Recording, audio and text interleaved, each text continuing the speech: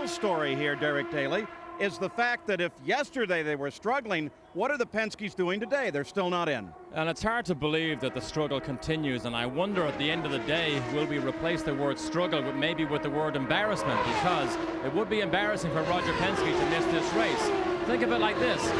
Marlboro Team Penske is the benchmark that everybody measures themselves against on performance level and presentation. Well, the presentation as ever is immaculate, but the speed simply has not been there any day this month. They've gone through 4 cars. Started off with the 95 Penske, went back to the 94 Penske, a 94 Reynard, a 95 Lola seemed to be the ticket. However, the speed never came. Now this morning, in conditions that we thought were maybe ideal, people like Davy Jones, who were also struggling yesterday, did lap speeds of 226 miles an hour. Penske's never made it over 223, so the struggle continues. Now consider this. What happens at the end of the day? Let's say there's 5 minutes to go and we have a Penske driver, Junior or Emerson, in the field. Maybe he's on the bubble. What happens if the other Penske driver's in line to potentially push him out of the race? I mean, we could have a catastrophe at the end of the day. As if we don't have enough nightmares with those possibilities here. You saw Roger Penske just a moment ago down in the pits. Unser Jr. is in the 21T car. That is the Renard. Our best indication is that that's not a car that they're particularly interested in. So, Derek, why is it out there? Well, here's the reason. We saw yesterday Unser Jr. took 2 legitimate qualifying attempts in the Lola. One, he simply wasn't fast enough. The second one, the Mercedes engine blew up halfway through. He's only allowed 1 more in that car. If it's not fast enough, he has no other options except the Reynard. It's an officially entered car here. Therefore, that car has 3 more attempts.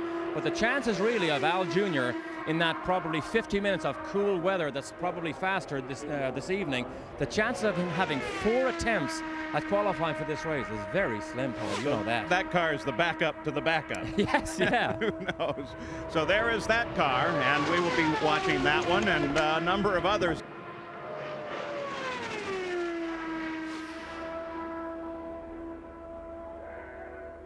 And here he starts what will be the last attempt to be charged against this car.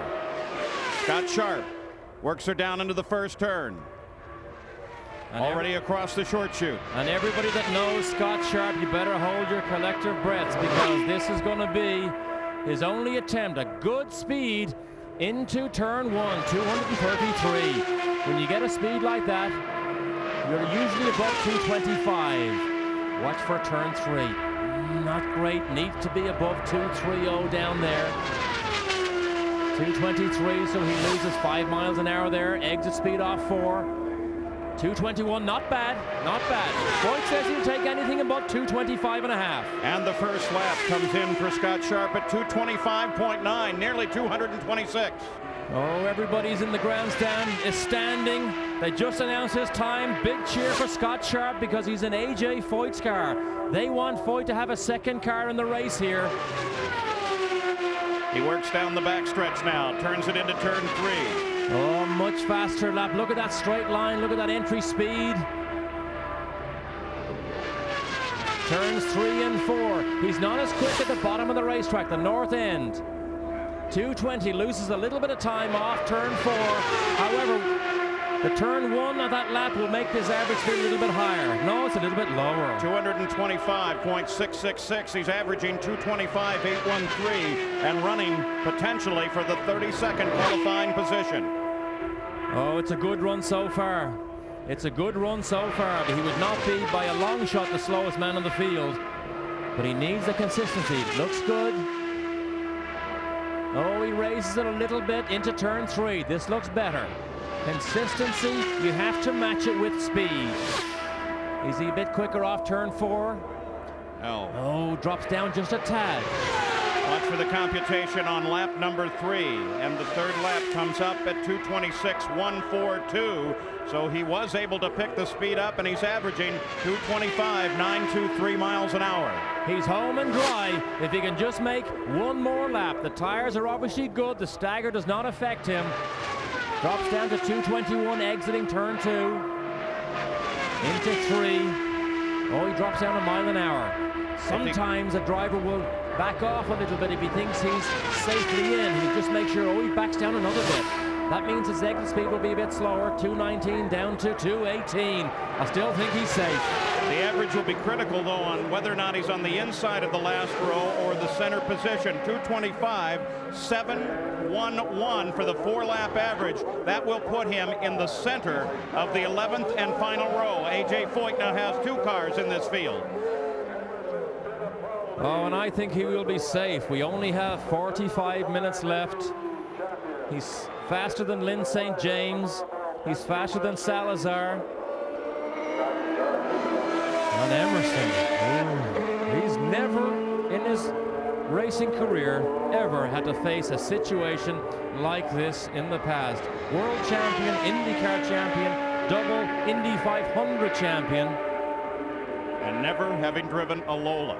He's in one now, and it is his only hope.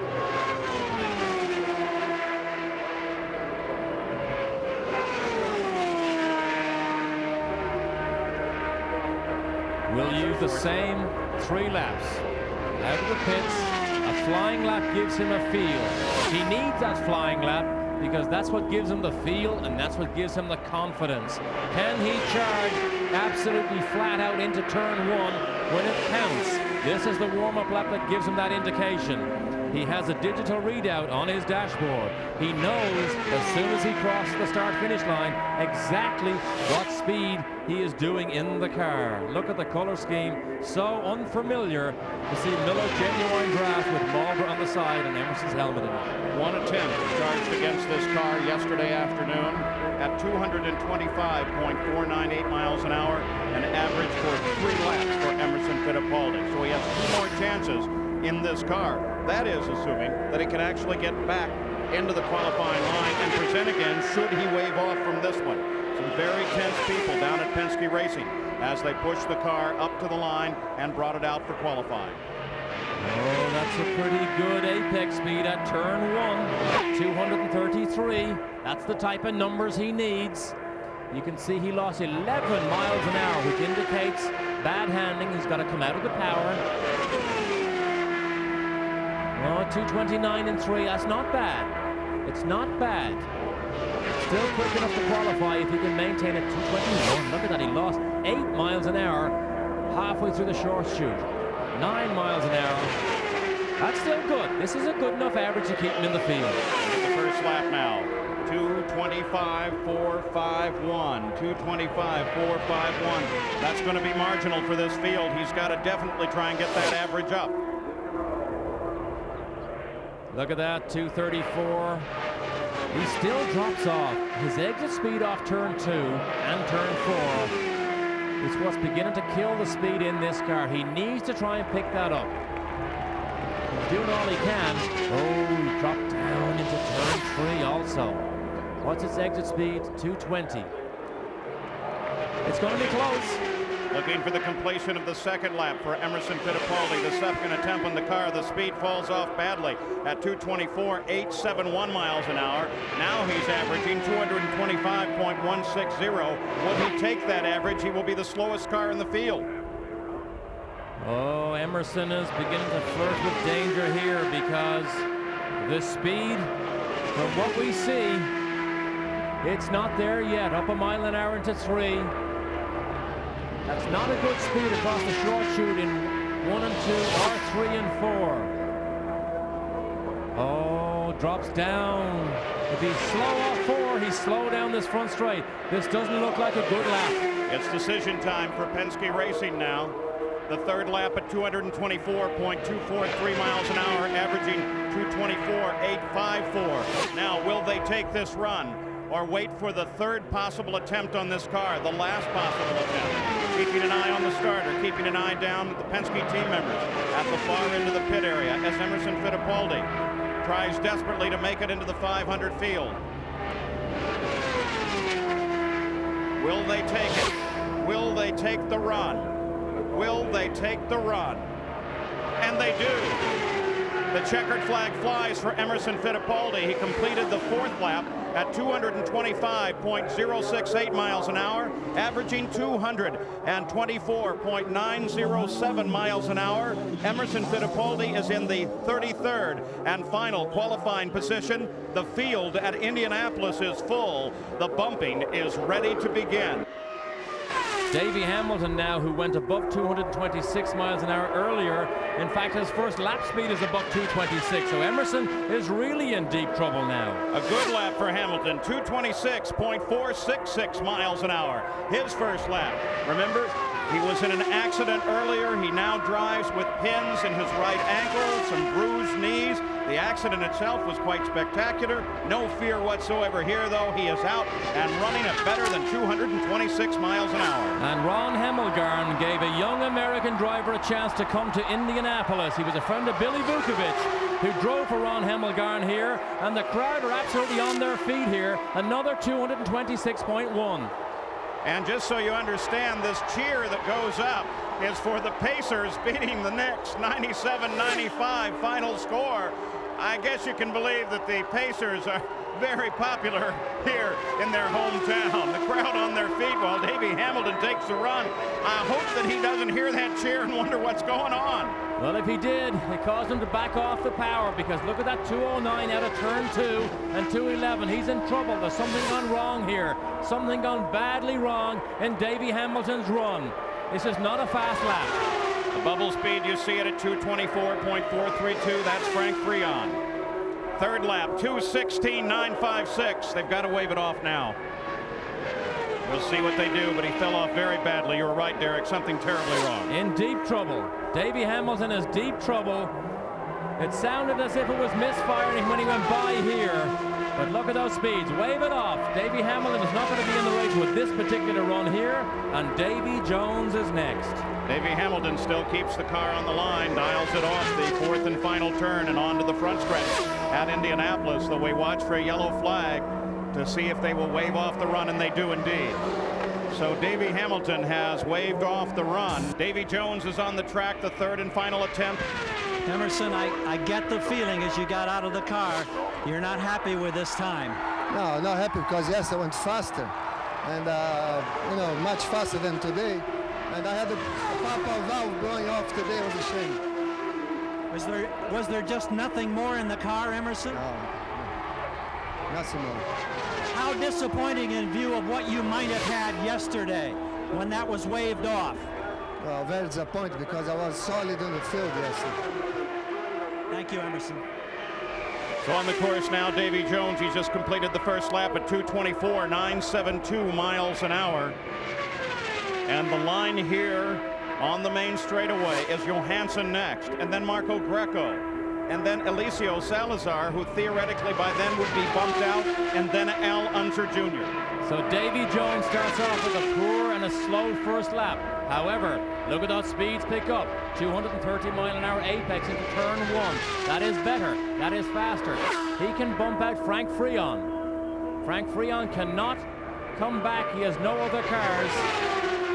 Davy Jones' second lap comes up at 225.062, averaging 225.017, enough to put Frank Freon out of the field if he maintains the average.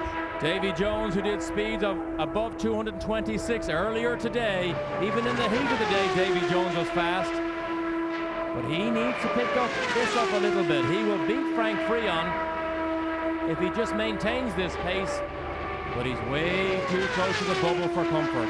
Oh, the speed drops down again into 3. And it's the same off turn 4. Still hasn't picked it up enough for comfort.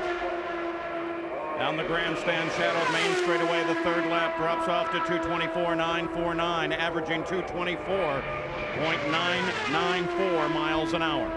A tick quicker than Emerson and quicker than Frank Freon. This has to be a better lap. It needs to be a better lap. He's slow at the north end of the racetrack. Look at that 226. Oh, it's a tick quicker. 1 mile an hour there. Short shoot a tick quicker. This is a bit better for Davy. A mile an hour off 4. No, it's the same, but it might be just a tick quicker to give him a comfort zone. He has to take the flag. They take the run. The fourth lap at 225.558 miles an hour. The four-lap average at 225.135 miles an hour. And Frank Freon is bumped out of the 500 field. We heard Tony Bettenhausen tell us earlier he had problems with the pop-off valve. What they told Stefan is, don't touch it, don't go near it, don't try and dial a little bit of more boost, because it's so dangerous. If you lift that valve, for all intents and purposes, it's over. Speed into turn 1, 230. That is only average at best. He needs more than that. 223 off turn 2. One attempt charged against this car at 224.495 miles an hour for 3 laps. If he can't do better than that, then he cannot move Fittipaldi off of the bubble. Oh, it doesn't look good. In 3 and 4. 222, 221, only an average lap. Let's wait and see what the speed is. The first lap complete for Stefan Johansson, 224.669 miles an hour. Faster than yesterday's average, but not fast enough to put Fittipaldi off the bubble. Not fast enough, and he's losing time. Between turns 1 and 2, Stefan Johansson has gone slower this run. Oh, he's slower into turn 3. Watch the short shoot. Oh, he's slower. This is not a good lap. Not a good lap for Stefan Johansson. 2 attempts charged against this car. For the moment, Fittipaldi is safe on the bubble. Looking for the second lap now. 223.691. You were right, Derek. Falling off badly. Still not fast enough to make it into this field. Stefan is in trouble when he begins to turn in to 2 and 4. Oh, he's down to 219. He is in deep trouble. He is in deep trouble. He cannot take this run because it just simply is not fast enough. He's got to go to the back of the line. No option. His car owner, Tony Bettenhausen, has picked up, though not yet waved, the yellow flag, indicating that they would wave him off this run and leave him with a single attempt and about 33 minutes to go. There he waves the flag. Now, can he get back into line, and can he in that time get the speed up?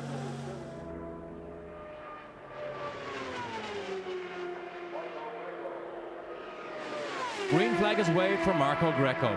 So Salazar decides that this qualification attempt that they were anticipating does not need to be made at this time. There may be time left. On the course now, Marco Greco driving for Rick Gallis, Albuquerque, New Mexico team. The car has not yet had an attempt charged against it, so he has 3 opportunities. He won't have time for 3 opportunities with just under 30 minutes to go. And obviously with Quaker State and Tecate, you will recognize this is Fernandez's car, Adrian Fernandez, and this is not a good lap. This is nowhere near qualifying speed. Well, this is a backup car that really hasn't been much above 215. We'll see how it comes up, 222, so he's given it a pretty good run, 222.778.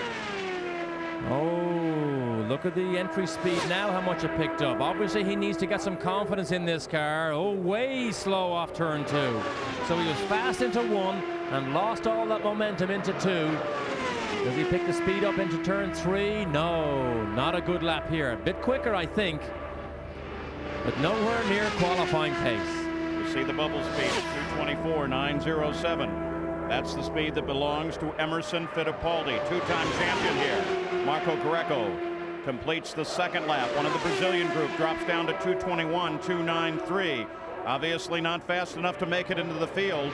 Certainly not fast enough. They wave it off. So he still has another opportunity. Another car back there in line. The question is, will he have the time? A car that is unknown for the team. They've worked with their own cars. This is the Lola, borrowed from Ray Hall Hogan Racing. Unser Jr. has tried to get it up to speed for qualifying twice. First time he waved off after 2 laps at 224 miles an hour. His second attempt ran at 223.480 miles an hour. Both of those yesterday.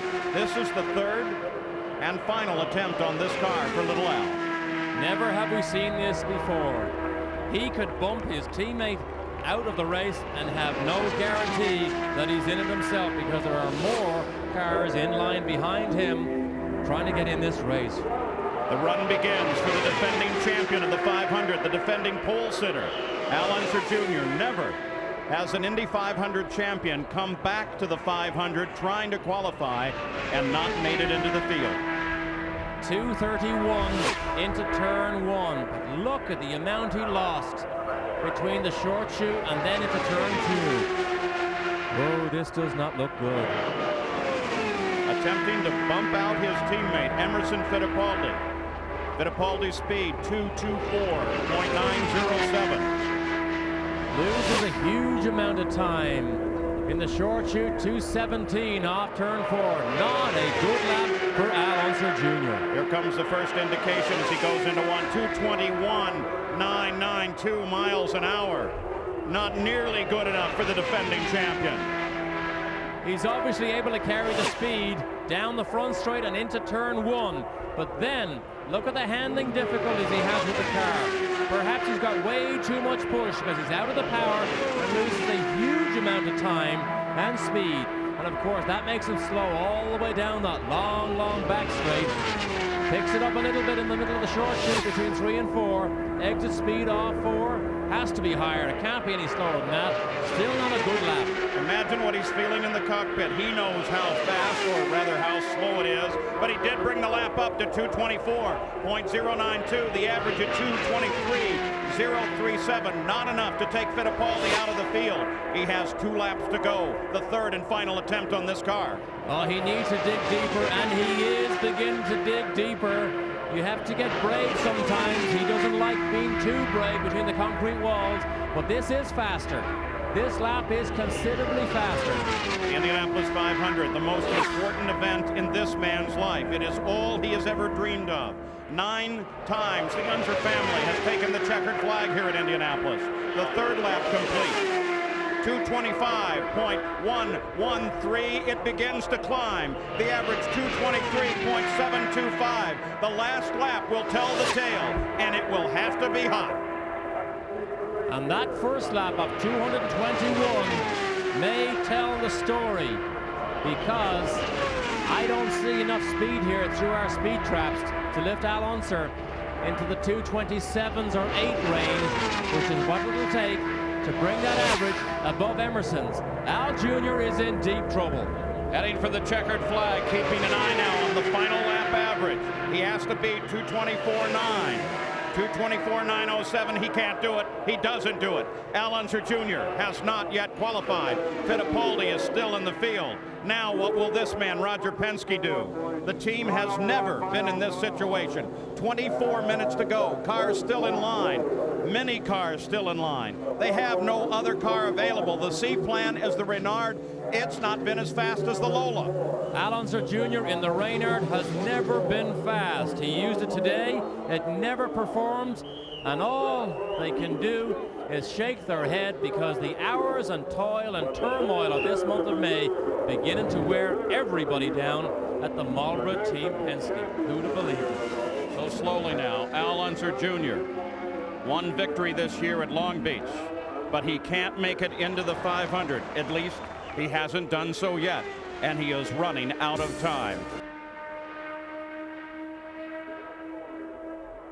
On the course now is Jeff Ward, who just turned a lap at 226.074 miles an hour. Plenty fast enough to knock the second Penske car of Emerson Fittipaldi out of the field.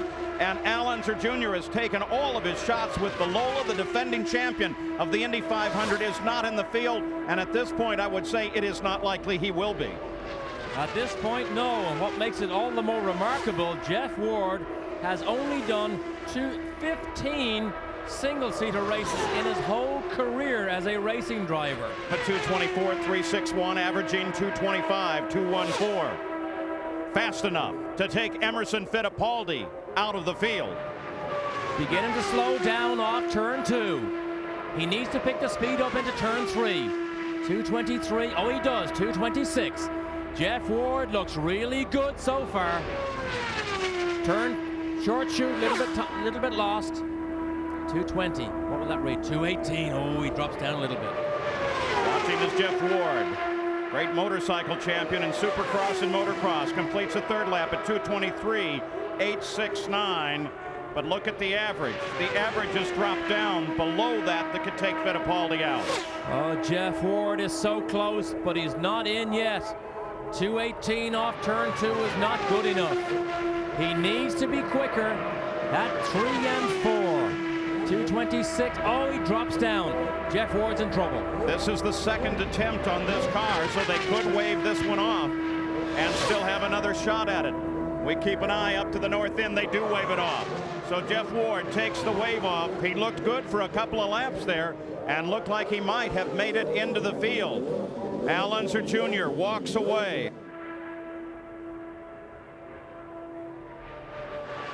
On the course, the third and final attempt for this car is Marco Greco. This is the car that they feel is faster. So on the first attempt, it was 224. Second attempt, speed fell off. They had a problem after the first lap.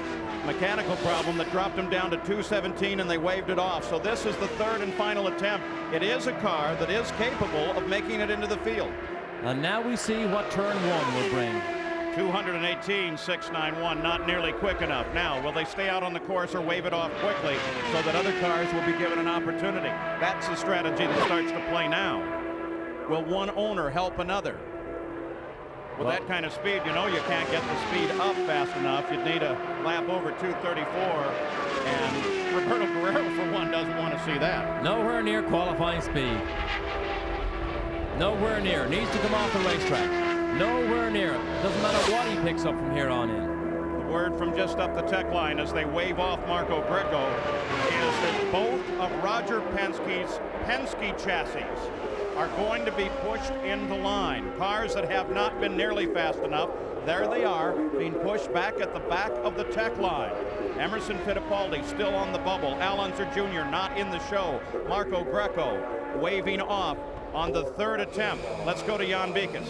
Well, Paul, there are 2 Penske entrants, but one car you're looking at there was a Penske, but up ahead is the Reynard. These are the other 2 cars that Al Unser Jr. has spent time in. Now, they're very far back in line. I don't think they have a shot at getting Al Unser Jr. in either of these cars. I think what they're doing is they're trying to protect other people from getting into line. In other words, trying to jam up the line with their cars, so hopefully Emerson Fittipaldi can stay in. Well, in theory, we probably only have time for 4, perhaps 5 more qualifiers before the final gun sounds for qualifying for the 79th Indy 500. Stefan Johansson has another car in line ready to go, and on the course now is Davey Hamilton once again. And Emerson Fittipaldi has now dodged 4 bullets. 4 cars had the potential to knock him out of this race. And let me tell you this, Davey Hamilton in this community effort car here definitely has the potential to knock Emerson out. What spirit in this young man. A devastating crash a little over a week ago, broken right ankle, gets it pinned, rushes out of the hospital to come back and get the approval of the physicians here to run at Indianapolis, and he's trying to make it into his first Indianapolis 500. And his dad tried to make it into the Indy 500 back in '82 and '83, and one of the most awkward looking cars that ever appeared here, something like a lobster claw front end on it. He was wise enough not to make an attempt, and in fact Ron Hemmelgarn, who owns this car, now owns his dad's old car. It will be restored in the very near future. Comes from Super Modifieds, well known on the West Coast. A lot of people on the West Coast now holding their breath for Davey Hamilton. 1 attempt charged against this car. He ran 3 laps at 223.091. You saw that just a few minutes ago. Not fast enough to take Fittipaldi off. They pulled it out, put it back in the line, and here we go again. The 94 Reynard. It has a Ford engine. He destroyed one last week. The broken ankle that has pins inserted does not give him any trouble, he said, but the severe bruising on his knees meant he hobbled right by our position here to get into this racing car. Racing drivers are able to put it out of their mind and get on with the business of going fast with that 219 speed off turn 2.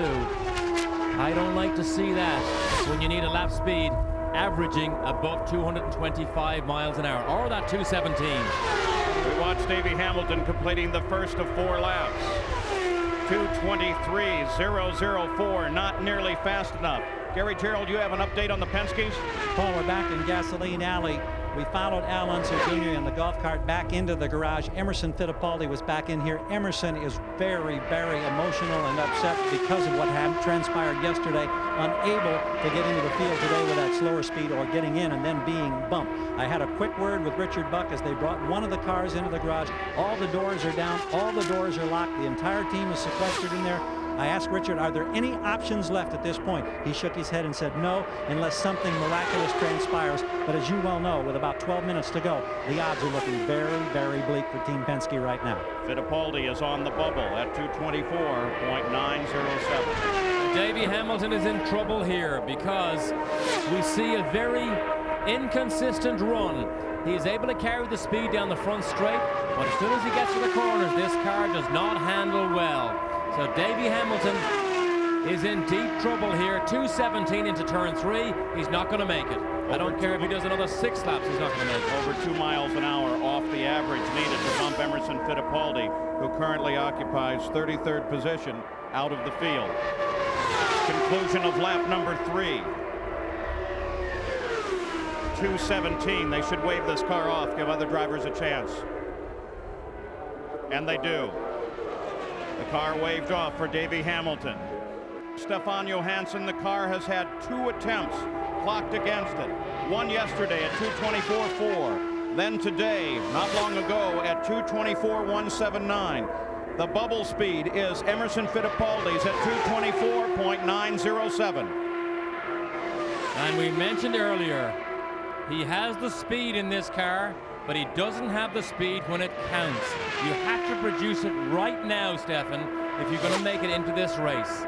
But Jan Bikus, they have made some changes since that last run. Yes, they have, Paul. They've made big changes. I had a chance to talk with Stefan. He said he went absolutely flat out in that first run, and somehow the car was not free. Somehow it had too much downforce. Some reason it just wasn't running down the straightaway. They stripped an enormous amount of downforce off this car. Now it's for him to try and hold it down again to see if they can get the speed up. So the car's loosened up, more in Stefan's hands. And of course the trade-off is, can you stay flat through the corners? And 2:24.8 is right on the bubble of being able to knock Emerson off, but he's got to pick it up a little bit. Definitely going to have to pick up during the next 3 laps, averaging 2:24.8. Emerson's in at 2:24.907. That's the bubble speed. Oh, this is better for Stefan. This is better. Tony Bettenhausen is absolutely chewing his nails at the moment. It's faster everywhere on the racetrack so far. So the Alumax car may have a starting spot, and Roger Penske's customer may knock him out of the Indy 500, and it's with his competitors Reynard. Owner Tony Bettenhausen with that tremendous family legacy here. He brings the speed up. Stefan Johansson at 2:25.739. He's averaging 2:25.282, fast enough to take Emerson Fittipaldi out of the field. Oh, Stefan looks good. He's only halfway through. He needs to carry the speed, and he needs to be consistent. He is faster again. Whatever they did to the car, it has proved to be the right decision. Same speed at the short chute. Same speed off turn 4, but this looks like a better lap overall. Can he maintain the average? It looks much better. We'll take a look at the 3rd lap, 2:25.9. He's averaging 2:25.494, and that is fast enough. Just about 2 miles to go, and we will have no Penske driver in this race. Johansson about to knock off the double IndyCar champion, former world champion, and he has everything he needs. He just needs one more corner. Tony Bettenhausen and his driver Stefan Johansson, they stuck with the Reynard. Worked on it as hard as they could, made drastic changes, as you heard Jan Bikus tell you, and here he takes the lap. And the 4th lap complete. And 2:25.547 takes Emerson Fittipaldi, the 2nd and final Penske car, out of the field. Tony Bettenhausen has a car in the field. And look at the joy and the celebration for the Alumax team down there. Tony Bettenhausen, a driver himself, he's worked so hard at it. Dick Simon there, John Menard there. Everybody celebrating what is a very popular run here, but a tragedy for the Penske team. Let's go to Jan. Congratulations, Tony. Do you ever think you bumped Emerson? No, and I'm sorry to see it happen. I really am. I bet he is.